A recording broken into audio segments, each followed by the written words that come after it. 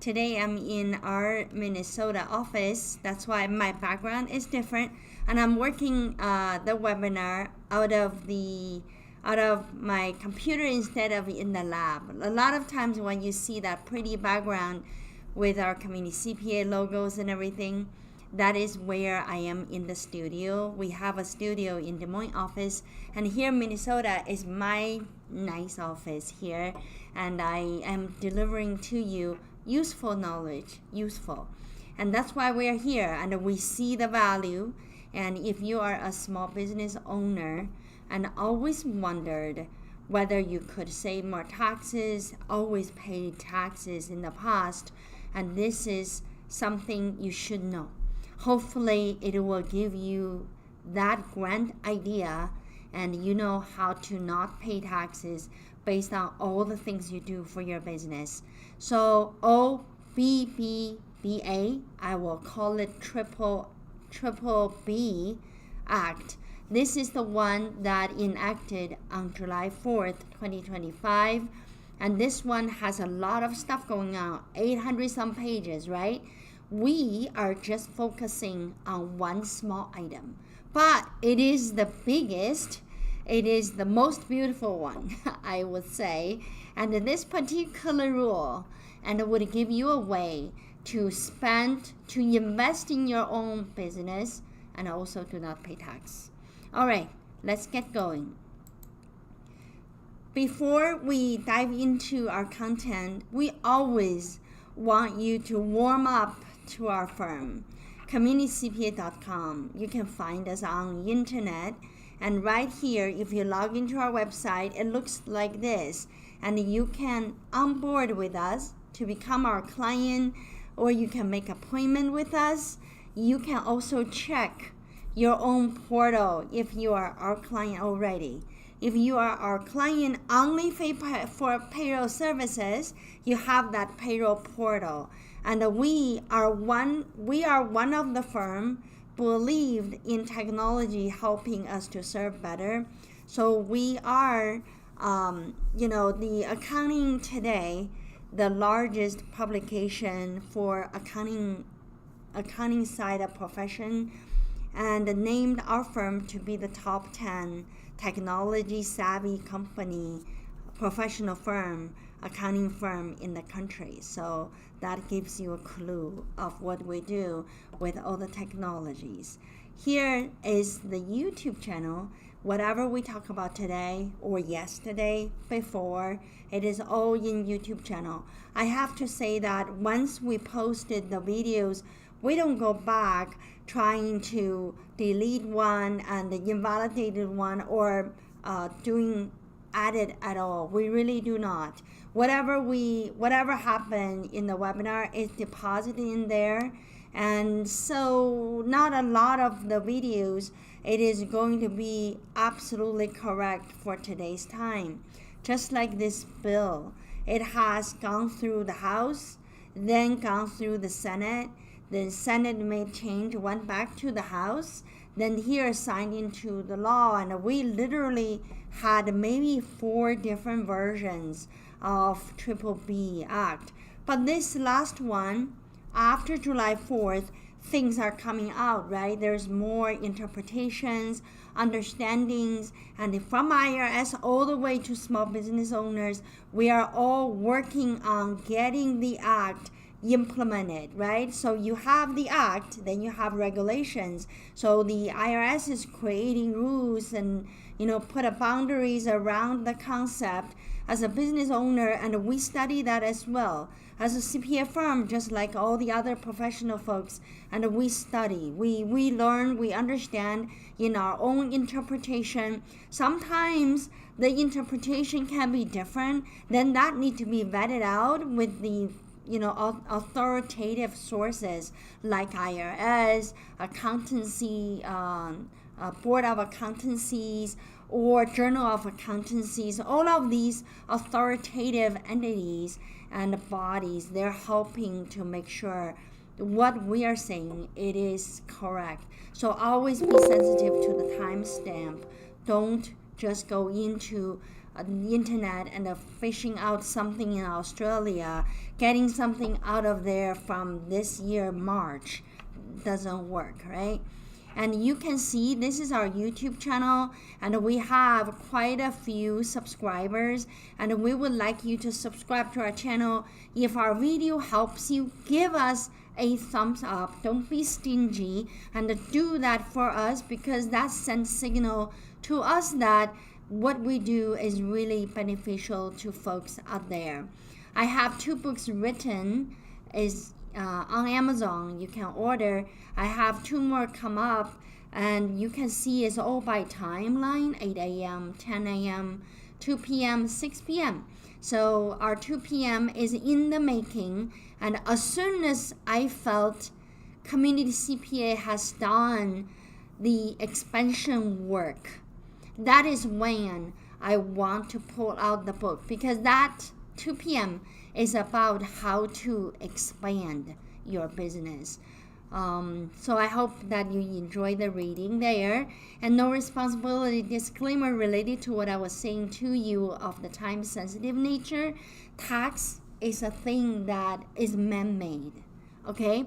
Every rules, the tax rules and regulations, as much as you feel like it's permanent because you have been paying taxes all your life, but it is man-made. So it's subject to changes whenever Congress wants to change, whenever the president goes crazy, and they can change. So this is not something you and I or others have a total control over. So you want to continue to learn and learn the knowledge and benefiting your business, right? All right. So BBB, depreciating eligible asset. So today I want to give you a clear concept in terms of your depreciating asset. So a lot of folks are coming around and, is this okay for bonus? Is this okay not? So those are questions. It's all related to what is the eligible asset, right? The BBB did make some favorable changes. The biggest changes is to make that bonus depreciation. Remember, from 2022, it was 100%, then went down 60, 40, 20. In 2025 is 20, right? So it went all the way down to 2025. But starting from 2025, January 20th, 2025, if you have eligible asset that you acquired and ready for service on or after January 20th, 2025, then you're eligible for bonus depreciation. So it did make those changes in the law, and there is no dollar limit. It could be a lot of money, could be a little money. So for our small business owners, maybe it is just a couple $100,000, but for gigantic corporations, there could be millions, billions, right? So, but the rule is the same, whether you're small or you're big. There's no expiration on the 100% anymore. It is going forever unless some other president come on board and doing crazy things again, then change the rules, change the laws. That is expected, right? We want them to get excited when they go to White House, be the residents of the White House. Okay. Bonus depreciation at 100%. So that 100% looks like a scorecard, right? It's like, yeah, 100%. It's totally everything. So I want to make sure you remember what I said. This 100% bonus depreciation is not eligible for asset that was coming from January the 1st, 2025, all the way to January the 19th, 2025. Small business owners, if you happen to have a depreciable asset qualifies for bonus depreciation, but you bought it and you put it in service before January the 20th, 2025, you are not eligible to the 100%. So I hope you didn't do anything while you were waiting for President Trump to become the president. And I'm pretty sure there are people even forgot eating. They're just waiting for President Trump to be the president. That's why he got such an overwhelming vote, right? So that is all that's fact. So I really do think that nobody ever would do any business between January the 1st to January the 19th. So January the 20th is the inauguration date. That's why it is so significant, and it is so meaningful to cut off the year like that, right? Very meaningful. All right. The other things I want to remind you is the old Job Act. It is started by President Trump during his first term, right?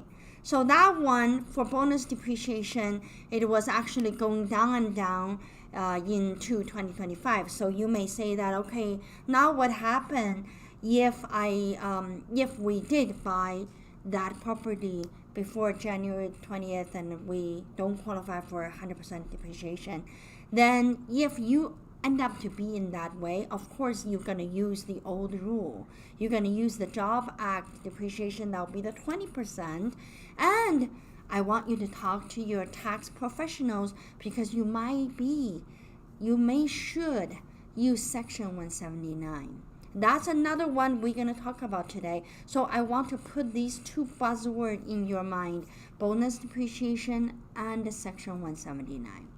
Now, let's look at what assets are eligible for the 100% write-off. So exciting. If I spend $250,000, bought a eligible asset and put it in use, and I can write a couple of $100,000 off, like buying napkins, expense it out, like, cost of goods sold. It's just so exciting, right? Tangible personal properties, that's the technical term they're using. Tangible personal property refer to physical items that you can touch and you can feel, you can move around. It's not permanently attached to the real estate. So what are the stuff permanently attached to the real estate? I would say your basement wall is not a tangible personal property, but the basement furniture, flooring are tangible personal property. Make sense? So they had a list here, folks: machinery, equipment, computer, printers, office furniture, desk, chairs, filing cabinet. Who use filing cabinet anymore, folks? It's paperless. Who use cabinet, right? Vehicles and the trucks, vans. The passenger vehicle has limits. I'll show you the limits later. Tools, and also store furniture, store fixtures like racks, shelving and stuff. Those are tangible personal properties. If you bought them, they're ready to be used. Then you can write them off 100% in year 2025, except you have to buy them after the inauguration date for President Trump. Qualified improvement property. This qualified improvement property, these are the interior improvement to non-residential buildings, like your plaza, like your retail store, like your storage, like your office building, but they're not residential buildings, right? So the leasehold improvement related to that is all subject to 100% write-off. Certain farm properties like tractors, irrigation system, tile system in the farmland, those are 100% write-off. And the computer softwares, a lot of people, all business use computer softwares. Those has to be purchased software that is readily available to the general public, like QuickBook, right? And it's subject to non-exclusive license. So you cannot be like having a software that is exclusive for you and just made for you. You have this license just to yourself and not substantially modified. You cannot be, buying a software and already substantially modified, which means maybe change the modules, did, personalized to your business, and those are not the computer software eligible for 100% bonus deduction.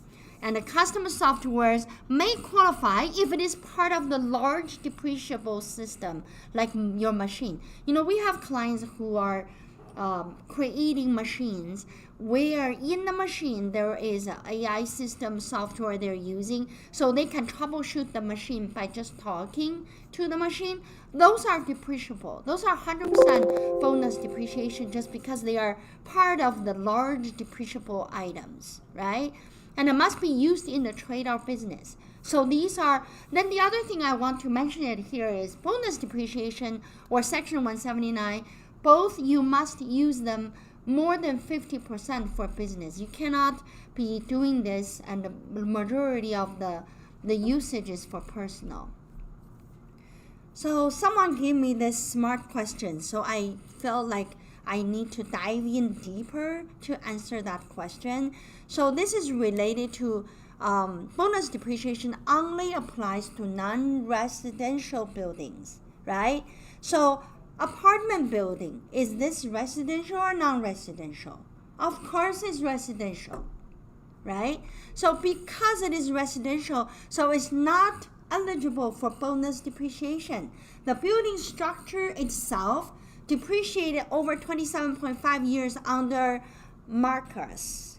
So this is a regular depreciation, things that everybody knows if you are doing taxes, tax prepare, you know what that means because your system will offer you this standard 27.5 years Marcus depreciation.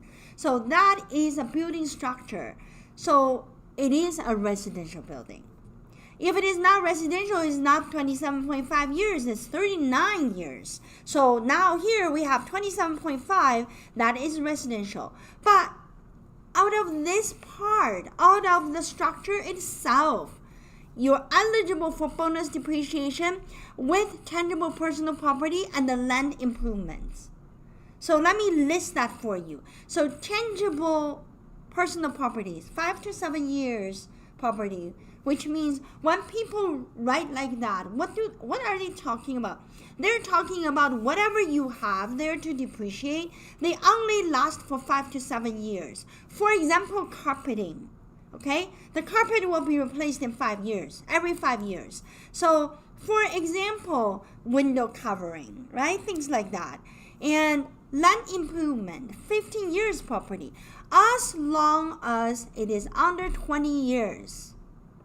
And you can use bonus depreciation. But you see right here, if you bought an apartment building for $20 million and you're like, okay, I want a bonus depreciation. Is that how it works? No. You need to break it down, right? You need to have cost segregation or depreciation analysis. You need to figure out how much of that $20 million belongs to the structure, how much of the $20 million belongs to tangible personal property. That covers your appliances, your carpeting, your furniture, your window, and your certain lighting fixtures. How much of the $20 million belongs to land improvements? What about landscaping? You just put in sidewalks, fencing, parking lot. Did you hear me? Parking lot. Outdoor lighting. All of that is under 15 years property. That's why it qualifies for bonus depreciation.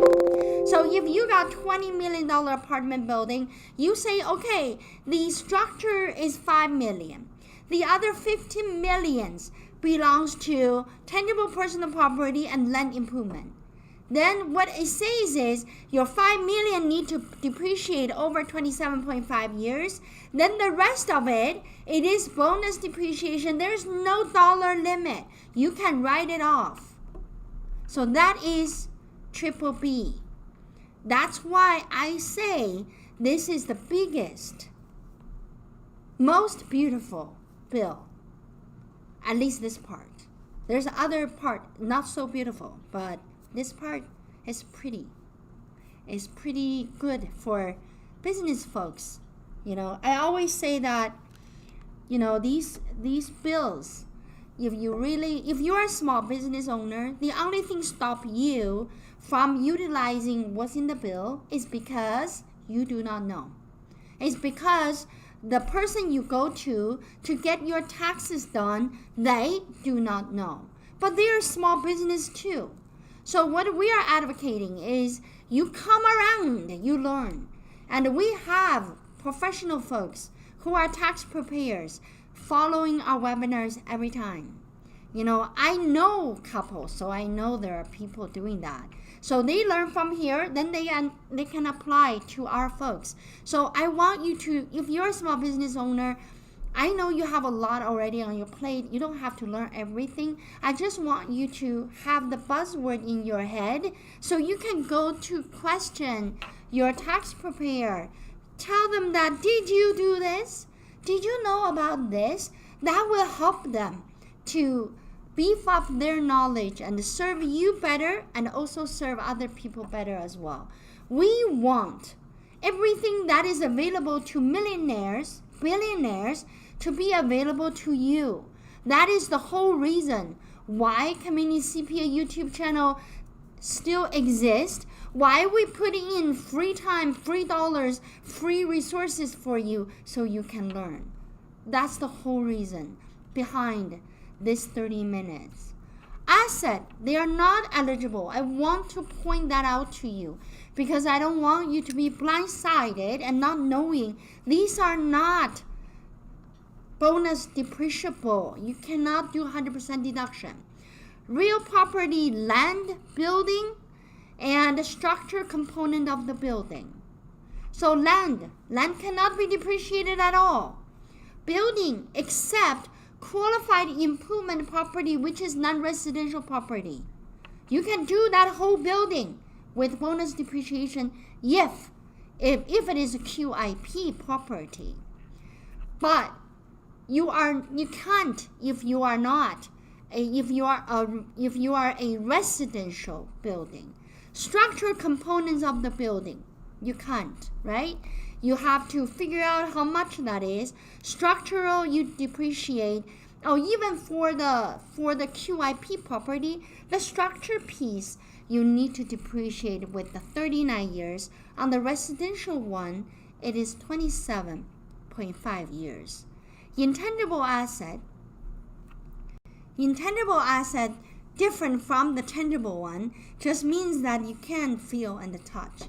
It is more of an idea, more of a right, more of invisible power, invisible business income stream that come to people. So there are patents, there are copyright, there are goodwill, things like that. Inventory, of course you know that is not depreciable. Asset used in tax exempt use property, tax exempt use property, or tax exempt financing. Anything related to tax exempt, don't think of getting more deduction on tax side. It doesn't work. So asset acquired from related party, you got an asset from your mom, no, it does not qualify for bonus depreciation. Asset used outside of US. So you know how there's more and more business owners are investing overseas, right? Elon Musk invests in China. And those investment, those buildings he bought in China, things he does in China, they don't qualify for bonus depreciation even though the headquarters is here in US. So those are the things. If you bought property outside of US, no, you cannot do bonus depreciation. And certain vehicles, passenger vehicles, see, I didn't say truck, and those previous slides we talk about the vans and trucks for business that qualifies for bonus depreciation. But passenger vehicle are subject to the luxury auto depreciation caps. So as soon as you can take people on your vehicle as a passenger vehicle, I have the table right there for you folks. Did you see that? Maximum depreciation deduction under bonus depreciation. This is a bonus depreciation. The first year you write off $19,200, the second year $18,000, and it goes down. So they're not like 100%, just 100%, right? They do have more aggressive deduction, but it's not total deduction. So that is where the 100% bonus depreciation is. So did we answer some really, really important question to you? I think so, right? So especially the apartment building example, that's a good one. That's why you hear people talking about cost segregation. Cost segregation is useful because they tell you how much is the structure, how much is what else, how many years to depreciate. Then you can use that report. Even if you didn't do that, but later on you felt like, well, I should have done that for 2023, the purchase. You can still do. You can still do cost segregation, then bring that into your current tax return. So that is 481A adjustment. So it just mentioned that to you here, give you an impression that it can be caught up, can be amended. It's not even amendment. I said it wrong. It don't need amendment. Can be adjusted in the current tax return. And if you get into that kind of thinking, don't know how to do, and your Google search didn't help you, you come to Community CPA, we help you. All right? Now, let's talk about Section 179. Remember, I was going to do just these two, right? Because these are the biggest, the most beautiful part of the bill. So I want you to understand the Section 179. Section 179 is a very, very old tax incentive. If my memory serves me, not you, but serves us, it was established in 1973, probably older than a lot of you. So it has been there for a long time. And for that particular Section 179, it is about depreciation. It is a depreciation that you can write off the purchase you have in the asset. It has certain limitations, but this OBBBA Act made the amount you can write off bigger, double the amount. So that's what I want you to remember. It doubled the amount, so it gave a lot of room for businesses to choose right off on Section 179. So the Section 179 asset, the eligible asset include the same item that was with the bonus depreciation. Section 179 also can be claimed for real estate QIP. So is the QIP, the qualified improvement property that we talked about earlier, also allow, but of course up to a maximum annual allowance. So what is that annual allowance? It used to be 1.25 million, now it's 2.5 million. In addition, Section 179 deduction are also allowed for roof, HVAC equipment, fire protection, and alarm system. You see, those are actually, under 20 years depreciation schedule. So they can deduct your other components as well, right? That Section 179 write-offs can be claimed for depreciable personal property used primarily in connection with furnishing lodging. What they're saying is that if you have, say you have an Airbnb, and you furnish your lodging, you furnish that for rent, so you got a lot of personal properties, which is, the bed. Personal property doesn't mean it's personal. It's tangible personal properties are the property you can touch, move around. They're not attached to the lodging, to the property. So they can also write off those ones. So very similar in terms of what is eligible, what is not. So of course, related to vehicle, there is a difference, right? We talked about earlier, if you go for bonus depreciation, your vehicle first year was $19,200. But here in Section 179, the first year is $31,300. So it's different. Then you may say that, Ying, make no sense. You got two things exactly the same. I don't know what's the difference. My next slides will brighten up your world. You will suddenly know why they are different, what difference they are. Then I will wrap up this slide with an example. All right? So bonus depreciation versus Section 179. And both of them deserves hug from us because they're good. They're good kid. If we refer them as puppies, and they're good puppies. You know, they're lovely. They're the most beautiful. So there's 8 points to compare. Okay, folks? Let's look at them. How deduction works. Okay, so the deduction inside of the bonus depreciation is the percentage of your value, right? So let's say you have bonus depreciation for 5 million. So percentage is 100%, so it's 5 million. So it's calculated by percentage. But the Section 179 is calculated by dollars. So 179 is how much dollar amount, is not by percentage, right? You may say that, well, now bonus depreciation is 100% all the time, so what's the point? There's no difference. You can say that, but bonus depreciation originated from that 2022, 100%, 80%, 60%, 40%, 20%, remember?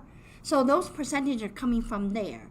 And you never know, so it's still going to be sitting here as 100%, but not to say the full amount. Now, for Section 179, it is by dollar amount. So is there an annual limit for bonus depreciation? That's our second point. So bonus depreciation, no annual limit. So what about Section 179? Yes, for 2.5 million, okay, limit. So what about income limit? What does that mean? It means that, you know how the depreciation will create an expense, right? So can this particular expense make the company have losses? Is there an income limit? So the answer is no income limit for bonus depreciation, which means you can create a loss by using bonus depreciation. Yes, there is an income limitation to Section 179. You cannot use Section 179 to create losses. So if, let's say, your Section 179 is 5 million, is 5 million over the annual limit, it's 2.5 million. But your net profit is only 1 million. That means if I really do 2.5, you're going to have $1.5 million losses, right? That would become an elimination. Even if you don't know about the rule, your tax preparer is not going to see that $1.5 million deduction because the software should be smart enough to stop you from creating losses. Then maybe you were promised as a taxpayer by your preparer saying that, oh yeah, you will have $1.5 million loss. It will pass through to your 1040, offset your $1.5 million W-2, so you don't pay taxes. You actually get a lot of money back. So maybe that is the promise going on, but you won't see it because it's Section 179. In that case, you would want to go for bonus depreciation. Don't go for Section 179. So income limit is a big deal. All right? Flexibility in asset choosing. So bonus depreciation, for the same class asset, you choose it all 100%. So they don't allow you to pick one, do it, pick the other one, don't do it.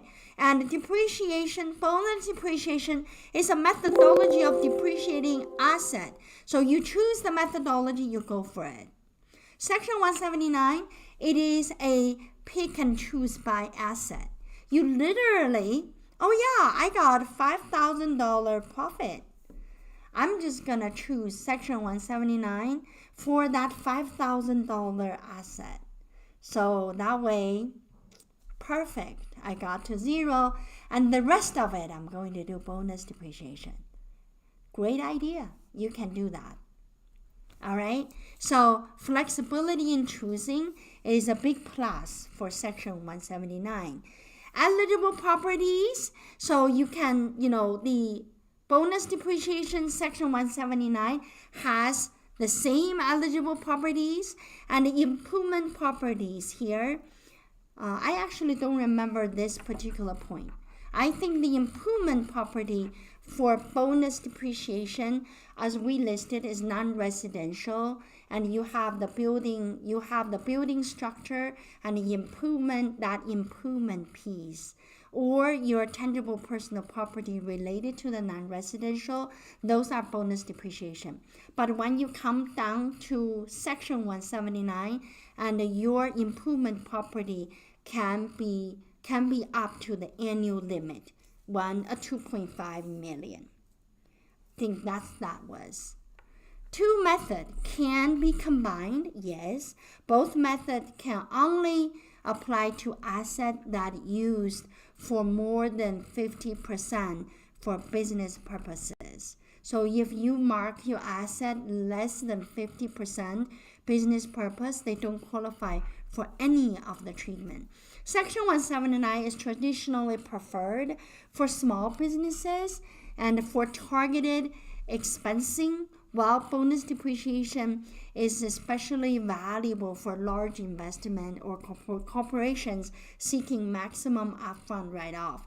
And this is what, when I use several AI tools to kind of verify their thinking. So one of them said that. I want to bring this out because, in my world, this statement is not accurate. But why is AI brought in that statement to me, telling me that? Is because the database they have probably largely based on larger business. So they are kind of looking at this thing for large corporations from their standpoint. But for small business owners, if your business didn't even make profit, you should not be using Section 179.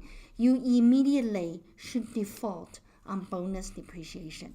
But of course, if we didn't have the OBBBA bill this year, 2025, when we do tax planning for folks, we would actually be using Section 179 for a lot of clients. Just because bonus depreciation is dwindling down, but Section 179, we still have $1.25 million annual limit to deduct.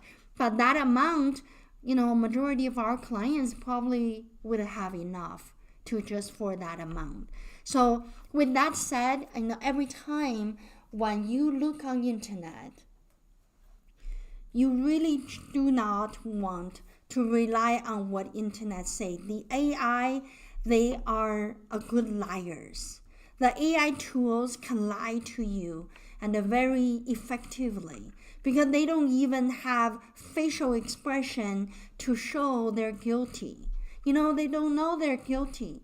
Depends on what kind of database they have in their system, what are the most searched item, and if all of their users are billionaires, then the answer is very different from the users who use this particular AI. They are all small business owners.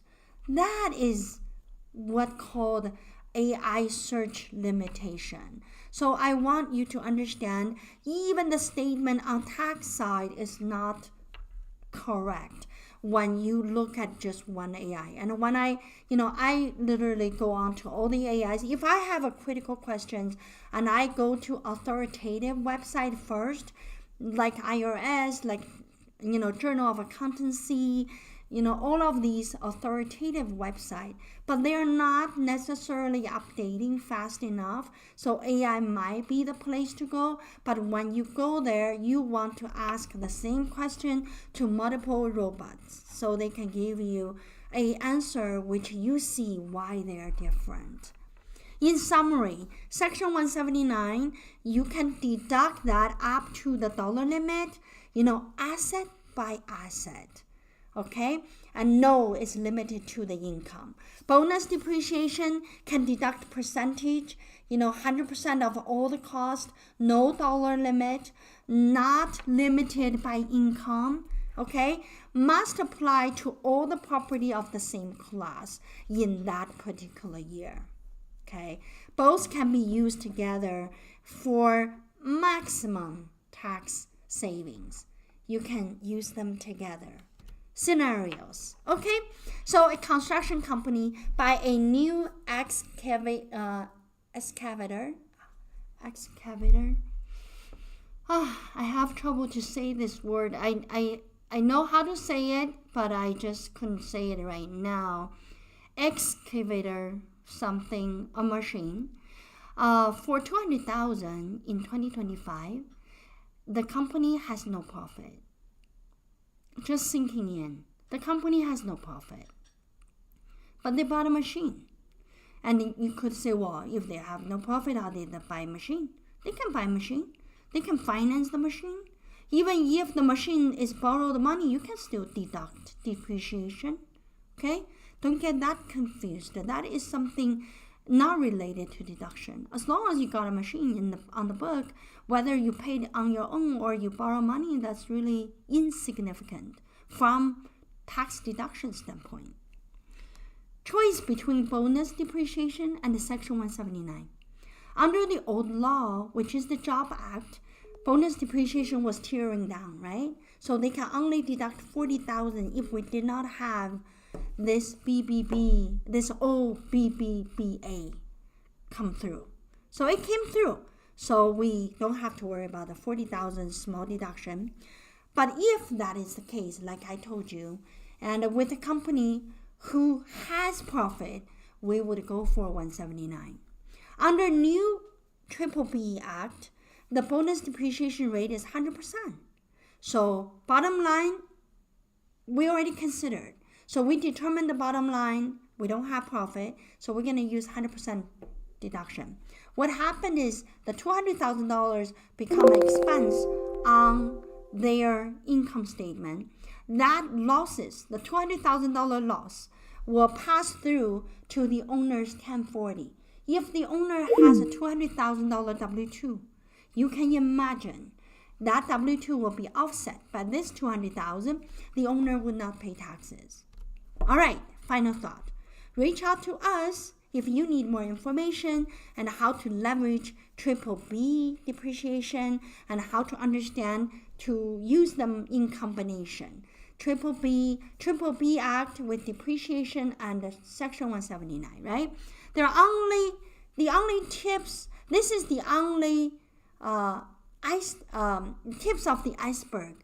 There's many other things in this OBBBA Act. We are disseminating them with time. And you hear our Saturday webinar. So far, we have been just talking about OBBBA Act because those are important. A lot of things you need to do that in 2025. If you don't know what you need to do in 2025, I want you to go back to my webinar on Saturday. This last Saturday, to make sure that you listen to that one, because that one is called OBBBA 2025 provisions. So if you go in there, you know what you need to do this year. You don't have to think too far. We're just talking about 7 months' time. All right? Of course, you can come to our website to check out our partner and get us to provide information, provide advice to you. So our website, that's our website. If you go to appointment and you will see these partners and you can select any one of us, we give you the area of expertise there so you know who to talk to might be most beneficiary to you. Of course, you can always come to me and my calendar is on internet so you know when you can book my time. All right. Last but not least, we are the CPA firm, open 6 days a week, okay, Monday to Saturday. So you can always call us on Saturday to reach to a real person, or you just go to our website. If you already decided you want to be our client, you go to our website, go to this On Board with Us. You see that blue one on the top on your left-hand side. You can onboard yourself with us right on our website. All right. I will see you again this Saturday, and I hope you learned nothing but related to depreciation.